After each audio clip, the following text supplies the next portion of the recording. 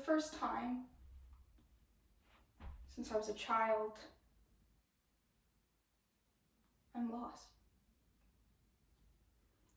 I don't know where I am, even though I haven't traveled far. No amount of crying or screaming can get me out of this one. I've tried. I know it's happening to me, but I never thought it would happen to me. You don't, do you?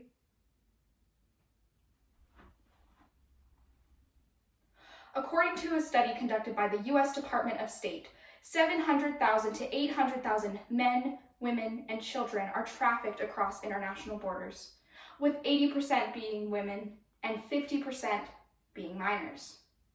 Sex trafficking is an issue that is faced by every country in this world, but many people believe that it will not happen to them because they live in a nice area. But the truth is, sex trafficking can happen to anyone at any time. There are some success stories of people that are able to escape these awful situations, but many people do not. This is not a success story. This is Trafficked by Sible, Hodge. The only thing I can do is sit and think of a way out of here. I fear it will be impossible. I think about my mother. Oh, I miss her.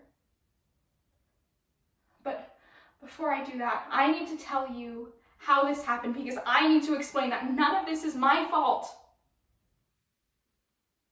I live in Moldova, the poorest country in Europe and the country that has the highest unemployment rate. My so-called best friend Natalia told me that her boyfriend Andre could get us jobs in Italy for 500 euros a month. A month! Imagine how much that money would mean to my family. It was an emotional goodbye with my mother. We cried a lot. But I promised as soon as I had the money, I would buy an apartment and we would be together in Italy. The plan was to meet Natalia at a bus station, but when I got there, she said she had issues with her passport, and she convinced me to go without her. She said that Andre would take me to Italy. Andre didn't take me to Italy.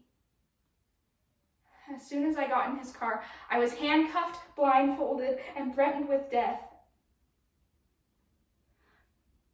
I'm still somewhere in Moldova. I can hear other girls here. I can hear the crying and the screaming. The other night, a man yelled at a girl to stop crying.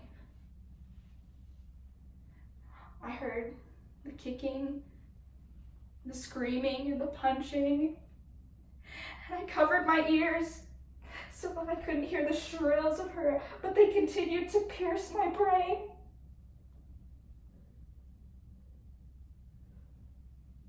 Something else happened to that girl. I heard that too. Makes me wonder what's gonna happen to me. One of my captors is a woman. A woman! How could a woman put us through something like this? We are nurturers and mothers. How would you feel if your daughter went through the exact same thing I'm going through? I ask her what's going to happen to me. She says I'm the property of a slave gang and they have my passport, they know my mother, and I have to do everything they say. She tells me horror stories about the families of the girls who have escaped. She tells me about a 75-year-old grandmother who was hung from a tree in front of the whole village. She tells me about a 7-year-old girl. A 7-year-old girl whose nails were pulled out before she was stabbed 100 times. I can't imagine what they would do to my mother.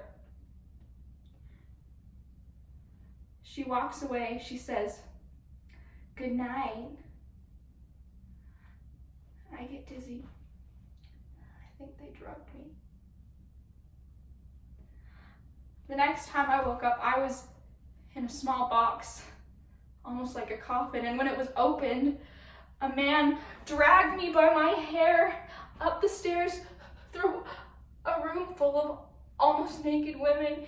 He drags me up the stairs into a bedroom that has a lock on the outside of the door, and he hits my head against a bedpost, and I bent over and there's pain everywhere. It happened so fast. He was punching and kicking me, and in my head I was screaming, "No, no, no, no," but nothing came out.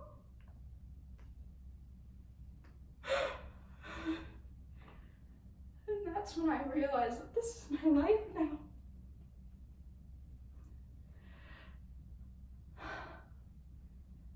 I never thought that I would envy a bird,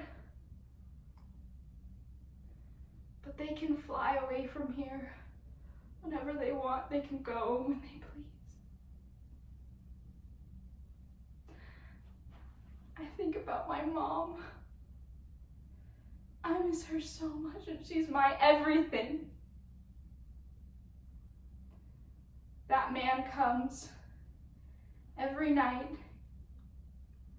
He doesn't beat me anymore, but he continues to break me in. He says once my bruises are healed, which will be soon, I can start working because they'll be covered up with makeup. All I think about is what's gonna happen to me? What will these men expect? Will they give me a disease? Will they beat me? How can I be a fully functioning human after this? I could kill myself. I could do that. It would be really easy. I could just sneak down to the kitchen and grab a knife. Or I could break my mirror and use one of the glass shards to slit my throat. But again, I think about my mother. What would they do to my mother? I think about the 7-year-old girl whose nails were pulled out and stabbed 100 times.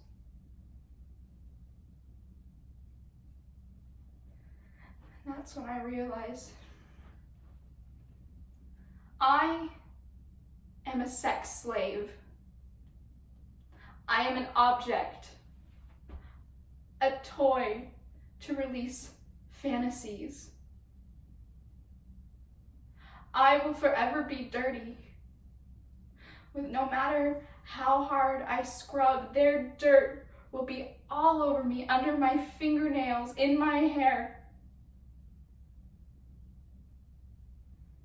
This is my life now.